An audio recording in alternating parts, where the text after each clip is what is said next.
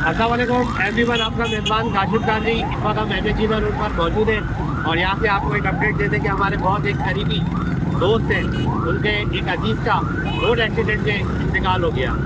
और उस बताने की वजह ये है कि जब उनको जख्मी हालत के अंदर सिविल अस्पताल लेके जाया जा रहा था, ट्रैफिक जाम के अंदर उनका इंतकाल हो गया। तो डॉक्टरों का ये कहना था कि अगर ये बर वक्त पहुँच जाते तो ये ज़िंदगी इनकी बच सकती थी।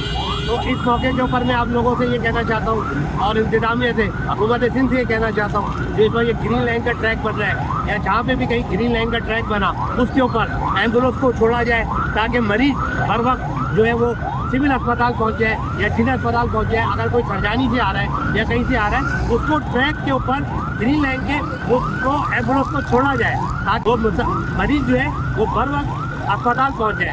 अगर आपको मेरी बात समझ में आती है तो इस वीडियो को शेयर करें ताकि मैसेज अफ़वाह में बाला तक पहुँच जाए और इस ग्रीन लाइन ट्रैक के ऊपर और इस जो हमारे यहाँ पे जितने भी ये ट्रैक बन रहे हैं सरजानी से लेकर टावर तक इसके ऊपर एम्बुलेंस को छोड़ा जाए। बहुत शुक्रिया। अस्सलाम वालेकुम, आपका मेज़बान काशिफ कादरी, MAG रोड। ये देखें जो आपको हमने अभी वीडियो बनाई, ये एम्बुलेंस फंसी हुई है बुरी तरीके से ट्रैफिक के अंदर MAG रोड।